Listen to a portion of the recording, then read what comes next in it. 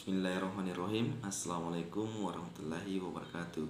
Perkenalkan, nama saya Abdallah Handi, Prodi Ekonomi Syariah kelompok 3.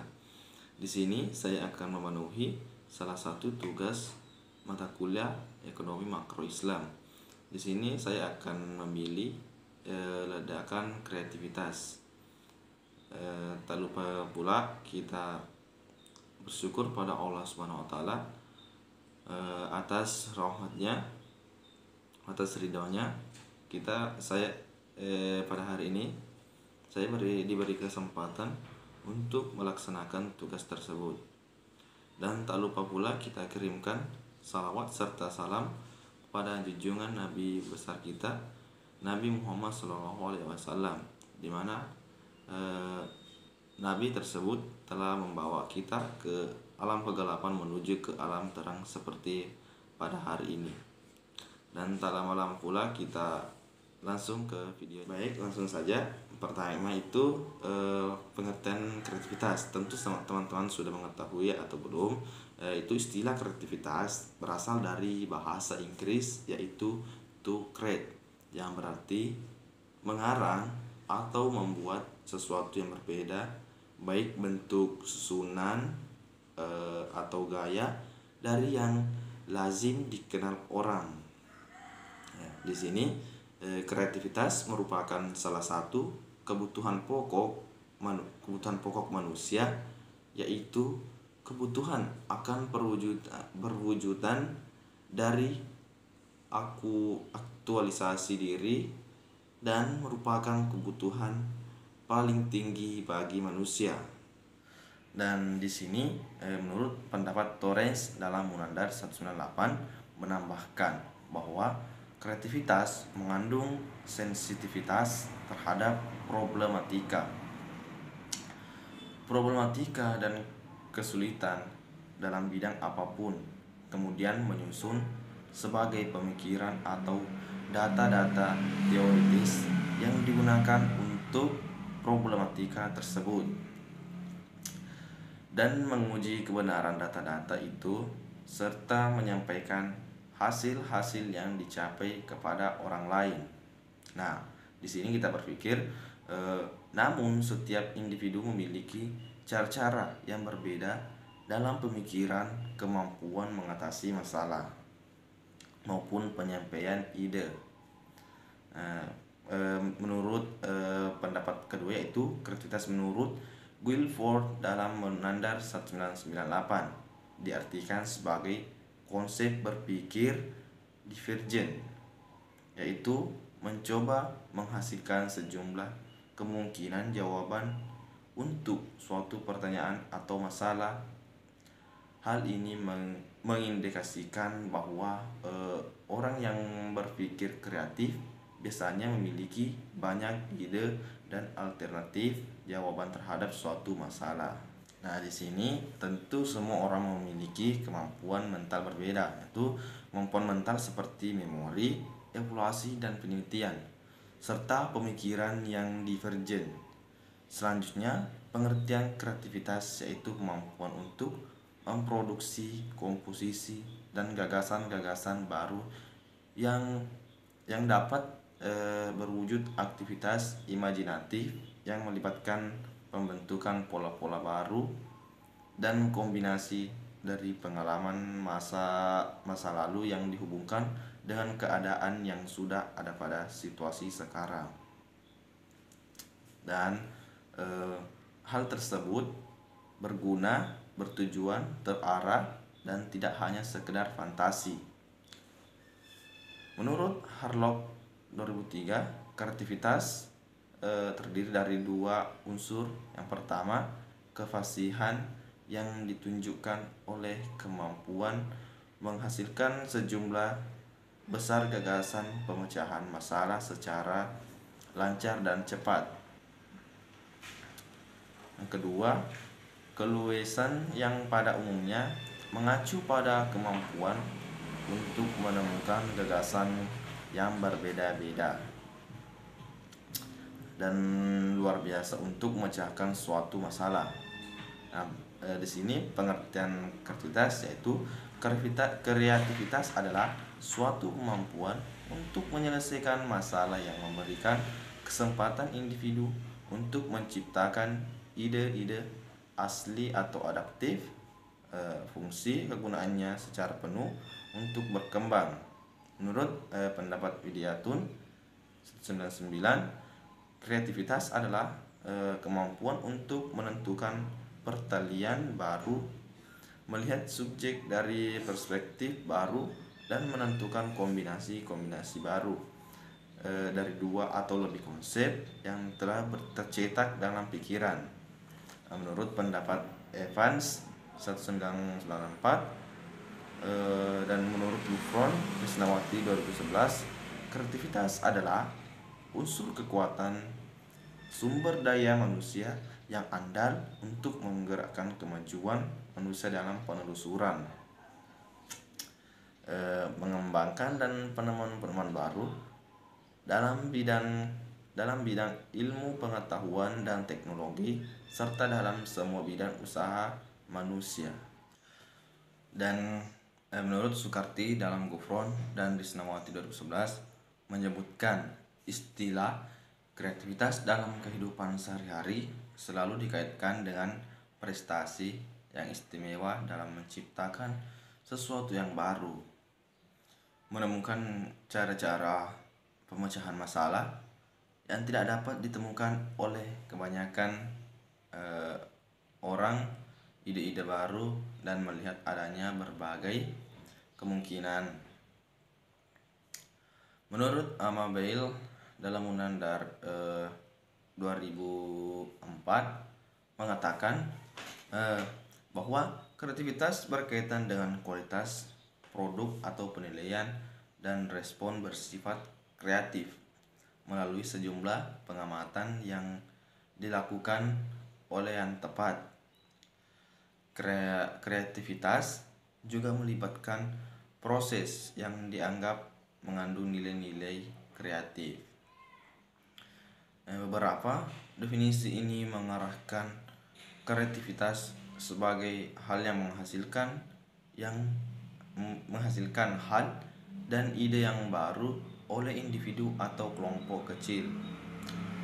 Dan menurut Sternberg dan Lubbard dalam Sternberg 2008 mendefinisikan kreativitas sebagai suatu kemampuan untuk menghasilkan suatu karya yang mengandung unsur kebaruan, termasuk diantaranya keaslian dan tidak terduga, serta tepat guna, termasuk diantaranya berguna dan dapat disesuaikan dengan tuntutan tugas. Renzulli dalam Munandar 2004 mengatakan bahwa kreativitas adalah kemampuan umum untuk menciptakan sesuatu yang baru sebagai kemampuan untuk memberi gagasan baru yang dapat diterapkan dalam pemecahan masalah, atau sebagai kemampuan untuk melihat hubungan baru antara unsur-unsur yang sudah ada sebelumnya. Dan menurut Drevdahl dalam Harlock 2003 mengatakan bahwa kreativitas adalah kemampuan seseorang untuk menghasilkan komposisi, produk atau gagasan apa saja yang pada dasarnya baru dan sebelumnya tidak dikenal pembuatnya atau baru. Berdasarkan uraian tersebut, dapat disimpulkan definisi dari kreativitas. Kreativitas adalah kemampuan yang mencerminkan kelancaran, keluasan atau fleksibilitas, dan orisinalitas dalam berpikir, serta kemampuan untuk mengelaborasi atau mengembangkan, memperkaya, memperinci suatu ide atau gagasan. Nah, di sini kita masuk kepada aspek-aspek kreativitas. Menurut Guilford Munandar 2003 menyatakan 5 aspek kreativitas yaitu sebagai berikut. Yang pertama, fluensi, yaitu kesigapan kelancaran untuk menghasilkan banyak gagasan. Yang kedua, fleksibilitas, yaitu kemampuan untuk menggunakan bermacam-macam pendekatan dalam mengatasi persoalan. Yang ketiga, orisinalitas, yaitu kemampuan untuk mencetuskan gagasan yang asli. Yang keempat, elaboration, individu yang mampu mengembangkan suatu gagasan, menambahkan atau memperinci detail dari suatu objek, gagasan, atau situasi menjadi lebih menarik. Mempertimbangkan macam-macam implikasi. Yang kelima, originality, yaitu keaslian individu mampu untuk mencetuskan gagasan unik atau gagasan asli yang belum pernah ada. Dan di sini kita masuk kepada faktor-faktor yang mempengaruhi kreativitas. Menurut Harlock 2003, faktor-faktor yang dapat mendorong terwujudnya kreativitas yaitu: pertama, jenis kelamin anak laki-laki menunjukkan kreativitas yang lebih besar daripada anak perempuan, terutama setelah berlalunya masa kanak-kanak. Untuk sebagian besar, hal ini disebabkan oleh perbedaan perlakuan terhadap anak laki-laki dan anak perempuan.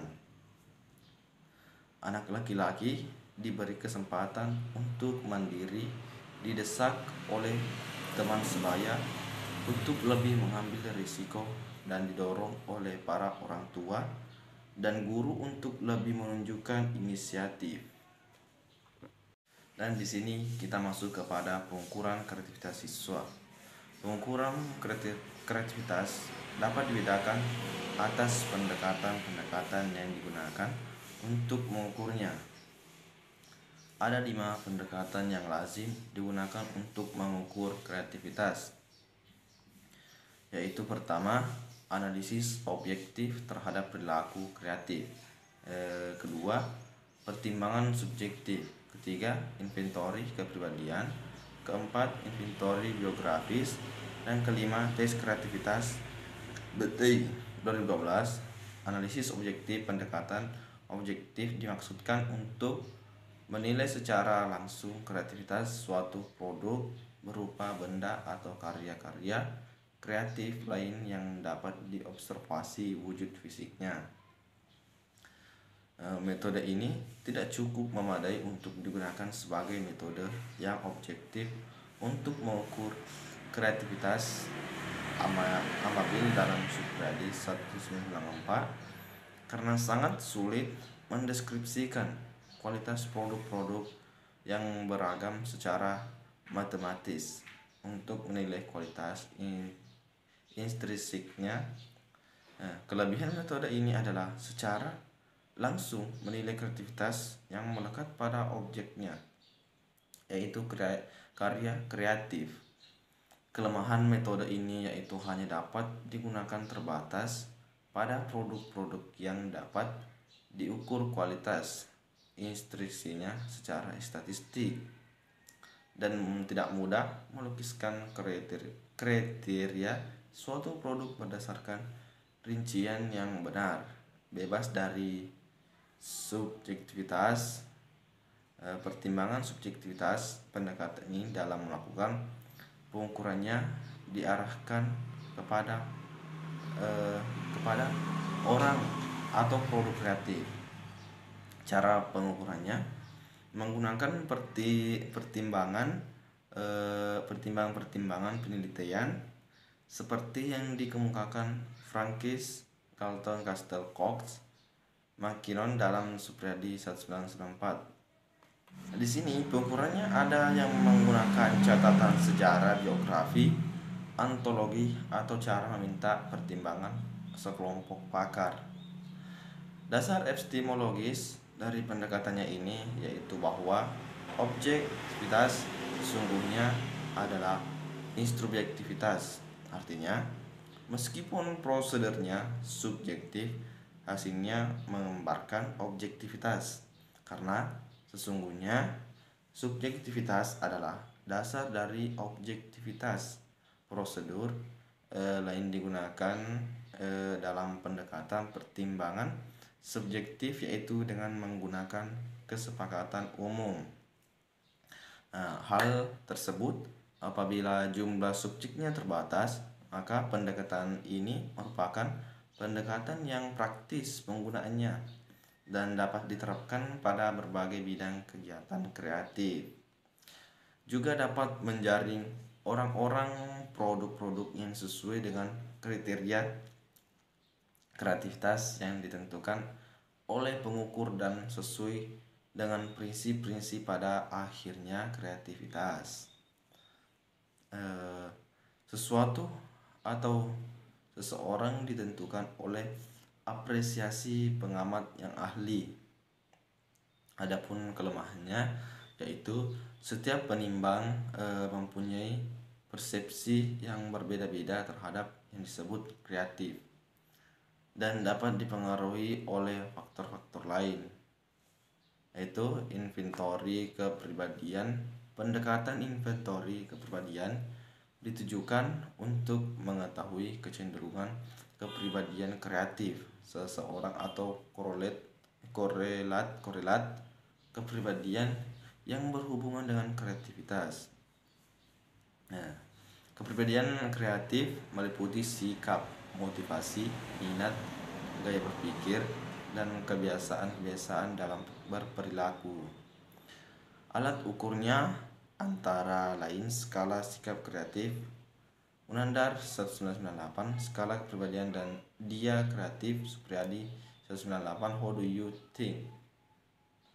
Supikovac Group Inventory for Finding Creative Talent. Dan di sini kita masuk kepada faktor-faktor yang mempengaruhi kreativitas.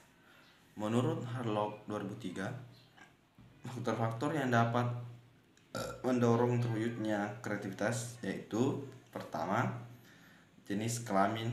Anak laki-laki menunjukkan kreativitas yang lebih besar daripada anak perempuan, terutama setelah berlalunya masa kanak-kanak.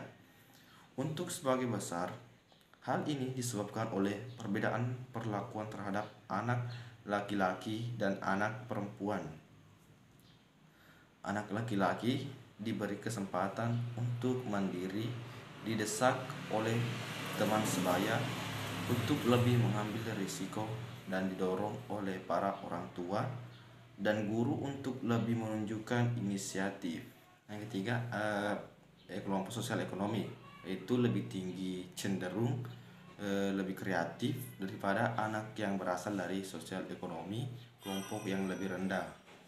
Lingkungan anak kelompok sosial ekonomi yang lebih tinggi memberikan lebih banyak kesempatan untuk memperoleh pengetahuan, pengalaman yang diperlukan bagi kreativitas. Yang selanjutnya yaitu urutan kelahiran anak dari berbagai urutan kelahiran menunjukkan tingkat kreativitas yang berbeda. Perbedaan ini lebih menekankan lingkungan daripada bawaan.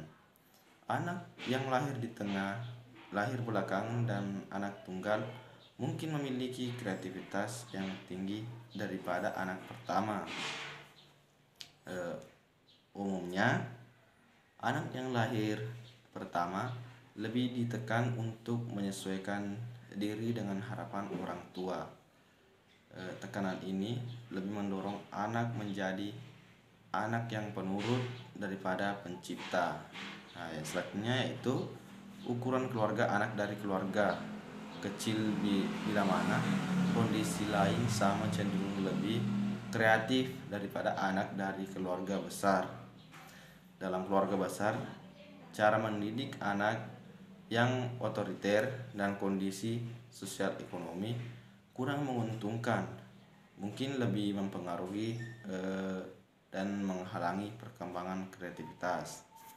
Dan selanjutnya, lingkungan kota versus lingkungan pedesaan. Anak dari lingkungan kota cenderung lebih kreatif daripada anak lingkungan pedesaan. Baik, itulah tadi video dari saya memilih ledakan kreativitas. Mohon maaf atas kekurangan. Wabillahi wa taufiq hidayat. Assalamualaikum warahmatullahi wabarakatuh.